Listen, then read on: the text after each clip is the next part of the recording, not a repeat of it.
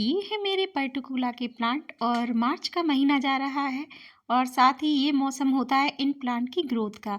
तो आज इन सभी प्लांट का हमें काम करना है और साथ ही इन सभी प्लांटरों में अब मैं नई मिट्टी डाल करके इनकी अच्छी सी ग्रोथ के लिए इनको फिर से दोबारा लगाऊंगी इन सभी प्लांट में। तो नमस्कार दोस्तों, स्वागत है आपका मेरे एक और नए वीडियो में।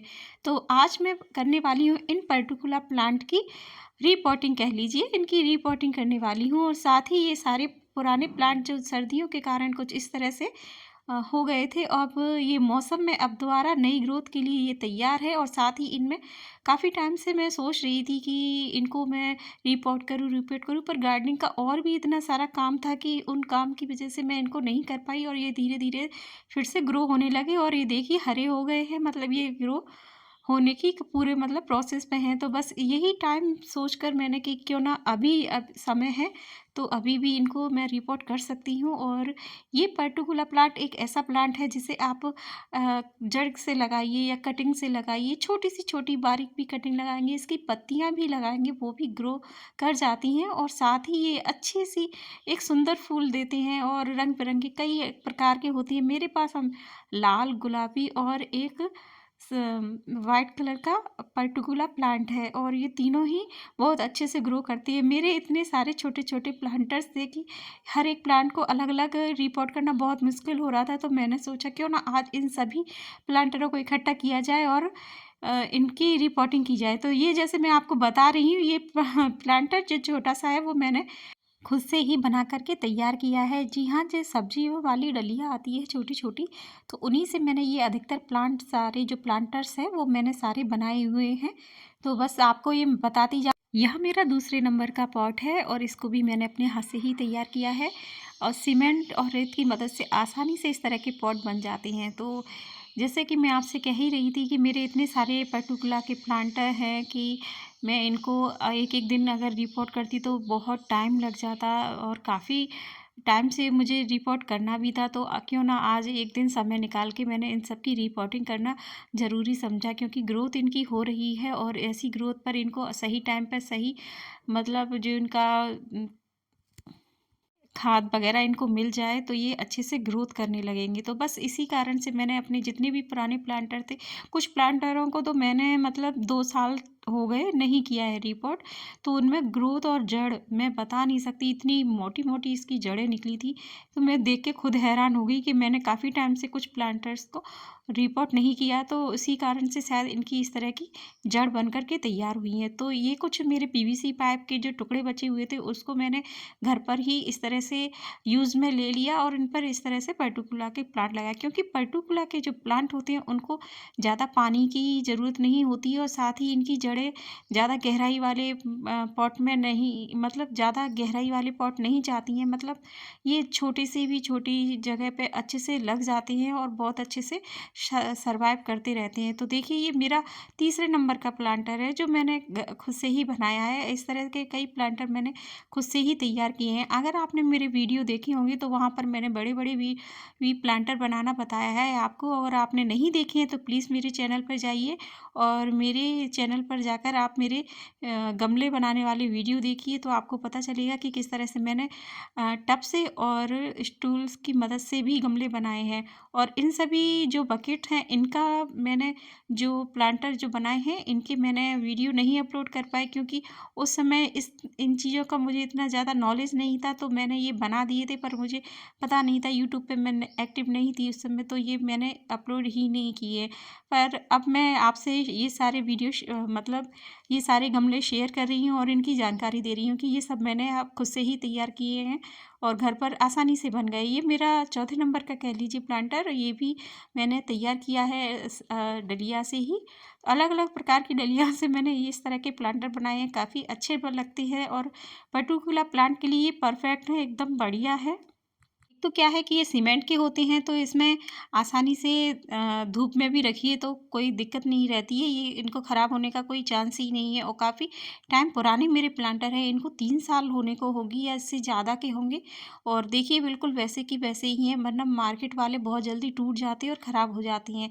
तो ये मेरा 5वें नंबर का प्लांटर है। तो देखिए इस तरह से मेरे ये सारे प्लांटर्स मैंने आपको दिखा दिए एक साथ। ये 5 हैं, पाँचों ही मैंने बनाए हैं। और अब जब कभी मैं नया प्लांटर बनाऊंगी और इस तरह के प्लांटर शेयर ज़रूर करूंगी आगे की वीडियो में। तो देखिए इस तरह से मैंने सारे ही पर्टिकुला के जो सारे गमले थे उनको खाली कर लिया है और इनकी जो पटुकला की टहनियाँ, डालियाँ या जड़ें कह लीजिए, इनको मैंने एक तरफ करती गई हूँ और मिट्टी इनमें से अलग करके रख दी है, क्योंकि जब मैं लगाऊंगी तो इन्हीं को मैं डायरेक्ट उस पॉट में लगा दूंगी।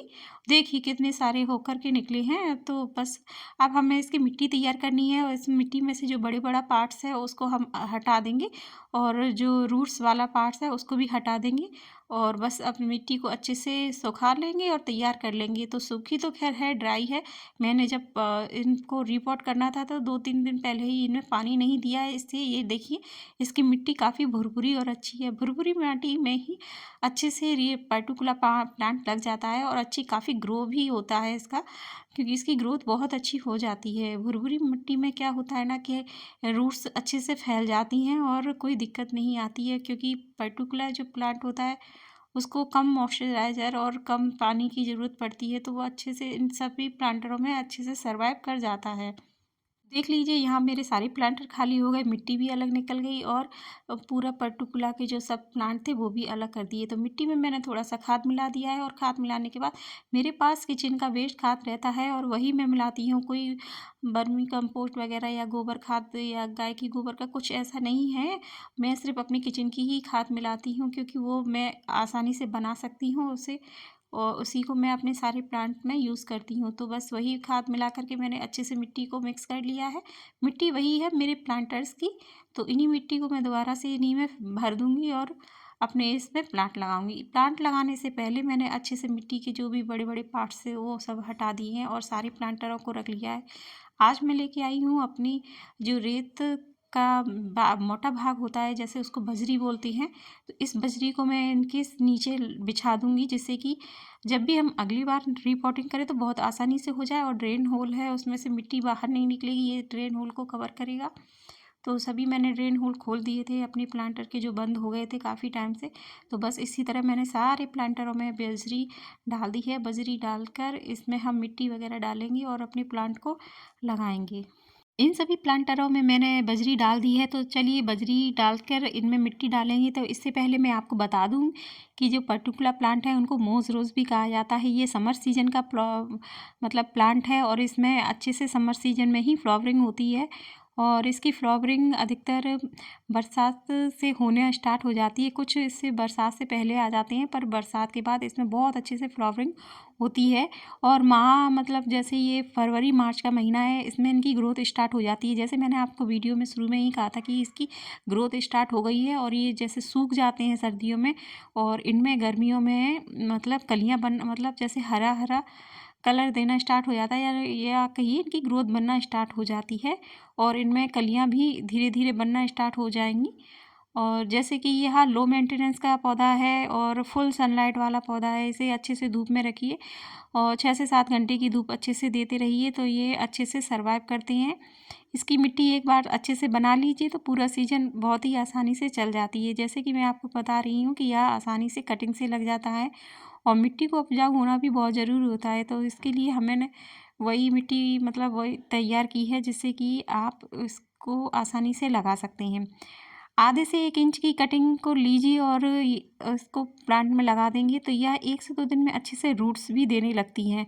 ये छोटे से छोटे पॉट में भी लग जाता है, जैसा कि मैं आपको बता ही रही हूँ। मेरे ज़्यादा गहरे वाले पॉट नहीं हैं, छोटे छोटे पॉट हैं, तो इन सभी पॉटों में इसकी कटिंग हम लगाएंगे या इसकी रिपोर्टिंग करेंगे तो ये बहुत ही अच्छे से ग्रो हो जाएगी, इसकी कोई दिक्कत नहीं आती है। जैसे मैं आपको बता दूं एक बार फिर से कि मैंने मिट्टी में यहाँ पर 40% मिट्टी ली है और 40% ही इसमें मैंने रिवर सैंड लिया है और 20% ही मेरा कंपोस्ट खाद है किचन का बना हुआ। इसको मैंने अच्छे से मिला करके देखिए इन सभी प्लांटरों को अच्छे से भर दिया है।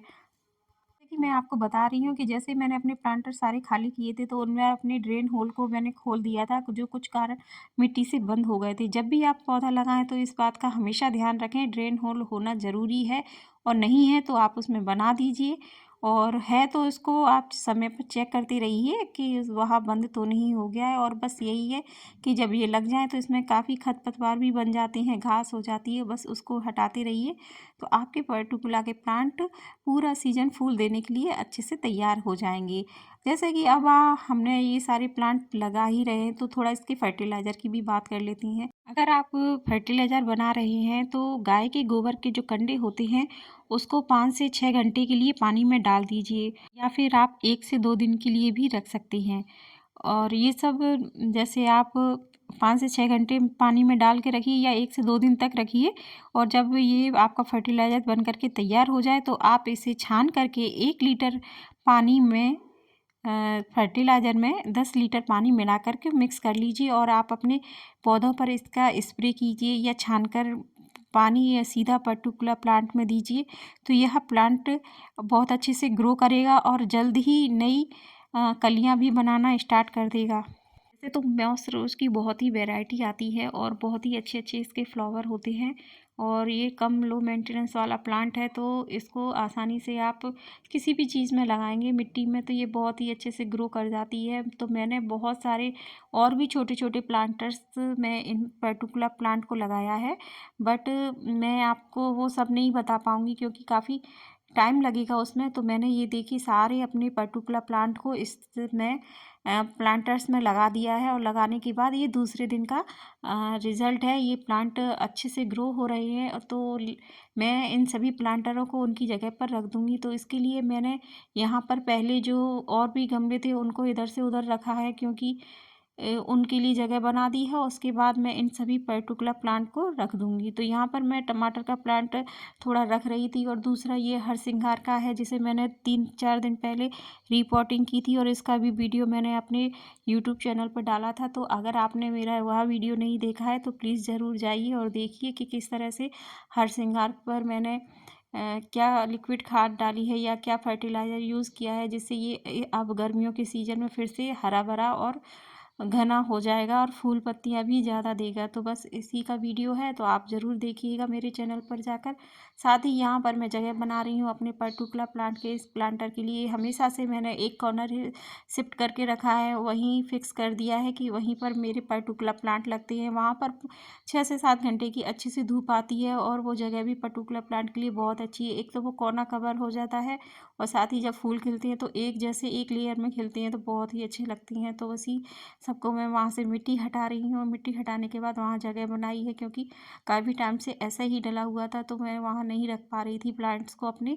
तो वहीं साइड में मेरे कलांचों के प्लांट लगे हैं, तो मैंने उसका गमला भी वहीं लगा दिया कि सारे ये प्लांट एक जगह रहेंगे। क्योंकि यहाँ एक नन्ही चिड़िया आती है, एक नहीं 2 आती हैं, दोनों डिफरेंट कलर की होती है, बहुत ही अच्छी लगती हैं।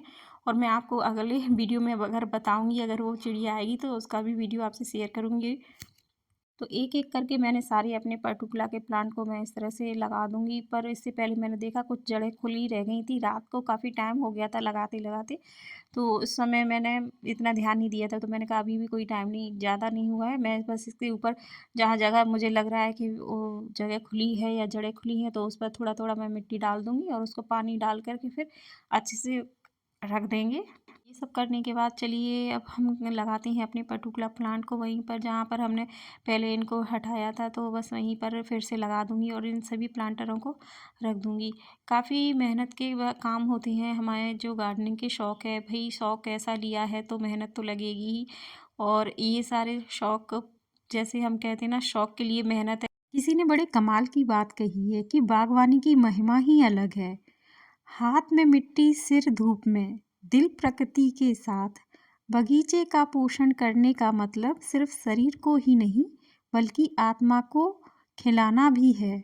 तो वास्तव में बिल्कुल ये सच ही है कि हम जैसे जो गार्डनर होते हैं, जो शौक रखते हैं इस तरह की बागवानी का, तो उनके हाथों में देखिए हमेशा मिट्टी में ही लथपथ होते हैं, और साथ ही वो धूप में, छाँव में लगे ही रहते हैं। तो बस यही शौक़ होते हैं हम गार्डनर्स के, जो हम अपने हर दिन एक नई शुरुआत करते हैं और हर दिन एक नया काम करते हैं अपनी गार्डनिंग में और अपने गार्डन में। तो ऐसे ही शौक़ पाले हैं हमने, तो भैया पूरे तो करने पड़ेंगे। तो आप मेरी बातों से बोर ना होइएगा, और अगर आप मेरे चैनल पर नए हैं तो प्लीज़ चैनल को सब्सक्राइब कीजिएगा। वीडियो पर नए हैं तो वीडियो को लाइक कीजिएगा, कमेंट कीजिएगा और शेयर कीजिएगा।